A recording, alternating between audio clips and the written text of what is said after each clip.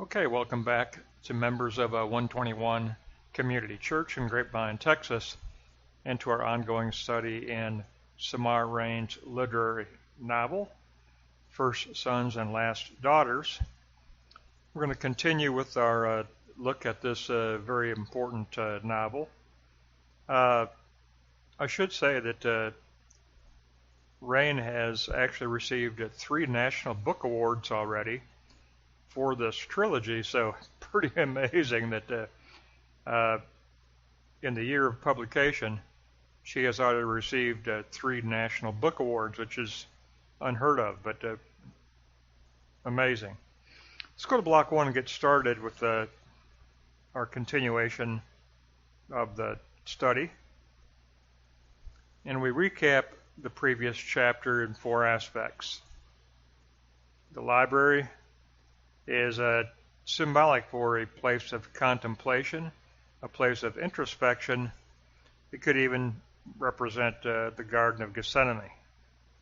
Bryce is actually betrayed by Gideon, and then Bryce is told that she must pass through the cross of suffering, but be open toward the resurrection of uplifting possibilities.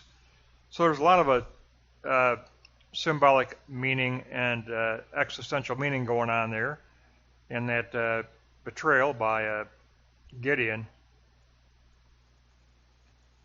But Peyton reminds her daughter that she must go through the cross just like every individual must go through the cross. You can't go around it. You have to go through the cross and then open yourself to the possibilities of the new. Bryce is the wounded.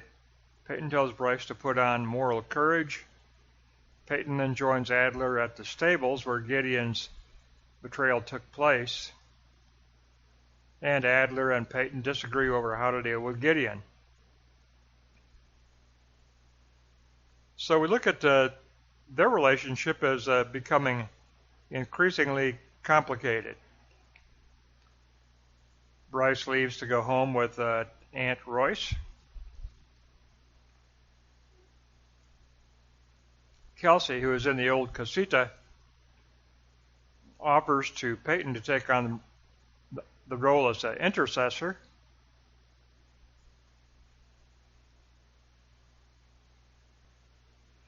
Because he wants to help resolve the growing distance between Adler and Peyton. Peyton says she has planned on passing over the Pioneer Ranch to Bryce in the will, excluding Gideon altogether, and this bothered Adler and contributed to their current tensions and their current distance toward each other. Let's go on to Block 2. The intercessor, Kelsey. Adler isn't happy with any of us, says Kelsey, and that's why he takes off on his own. Then he tells Peyton, Adler still loves you deeply.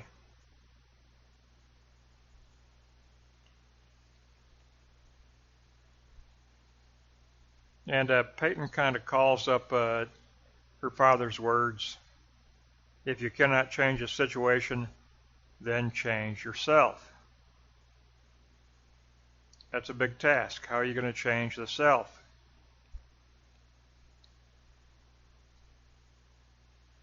And Peyton says to herself, Gideon must not cost me my husband. Peyton confesses to Kelsey that he and William had changed her fate. Kelsey corrects her and says, no, we confirmed your fate. So now we take a look at the eschatological future. Kelsey confesses to Peyton that he loves William above all his other grandchildren.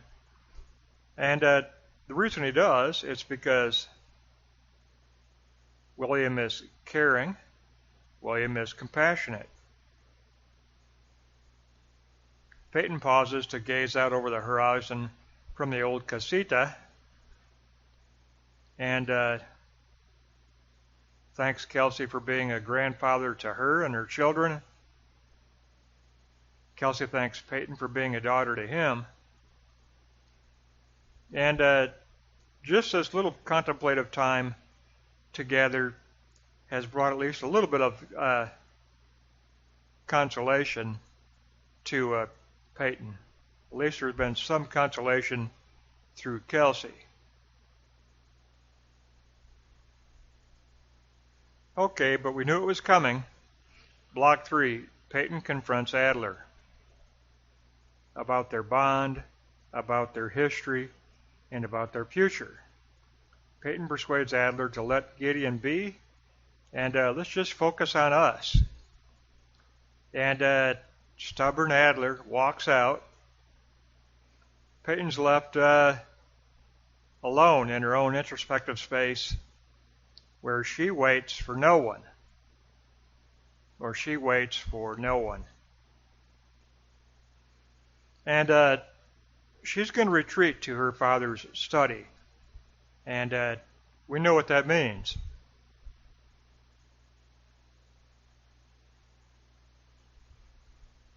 The old study of her father's for Peyton is always a place of retreat, contemplation, prayer, and a time of listening to the truth of her father. And I mean that in a literal way and in a spiritual way. It's also, we know, Peyton is a devout Catholic. Remember Volume 1, she's not comfortable with the rich diocese. She wants to be a part of the mission church run by Father Gabriel, and we can assume she's continued her giving to that mission, and because we had Father Gabriel invited to the party, but we can assume that she still does contribute to the mission of Father Gabriel. So we conclude with introspective space. Peyton retreats to her father's old study, and in the midst of contemplation, in the midst of prayer, Tansy knocks on the door, enters with a golden lab pup, and she says, "This just arrived for you." And Peyton takes a look at it, and it already has a name tag, and it's named Apollo. Someone has gifted her this little golden lab pup. It's not from Adler, but it did come with an unsigned note that had a paragraph of poetry written on it. So we're left with that as an open question, but her contemplation in the library led to a gift. And this gift is obviously symbolic for unconditional love, not expecting anything in return. It's a gift of unconditional love without any expectations. And so someone has reached out to Peyton, and it occurs in this very symbolic space in the novel. Her father's library is always a place of prayer, contemplation, and openness toward miracle. That's what it was in Book 1. That's what it is here in Book 2. So very, very powerful contemplation and unconditional gift of love to close out a difficult ending to the celebratory party. And as a recap for this lesson, I think we'd have to go to Block 2, Note 3, because this is the first time in Reine's novel that we get introduced to the concept of an intercessor. And Kelsey volunteers to take on the work of an intercessor, and it's founded on unconditional love.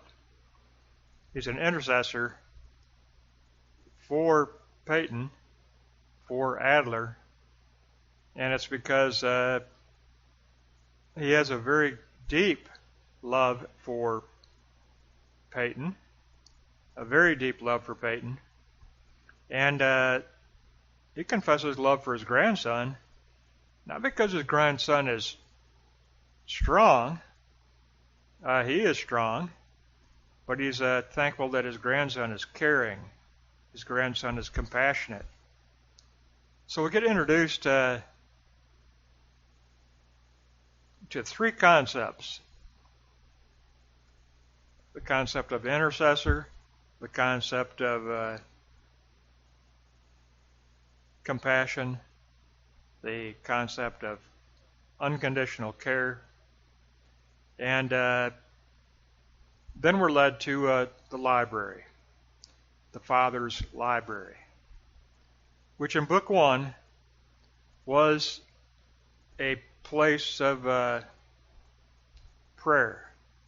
And it is again, it's a place of prayer. And in the midst of prayer, Peyton is gifted a gift of unconditional love. She is gifted a gift of unconditional love.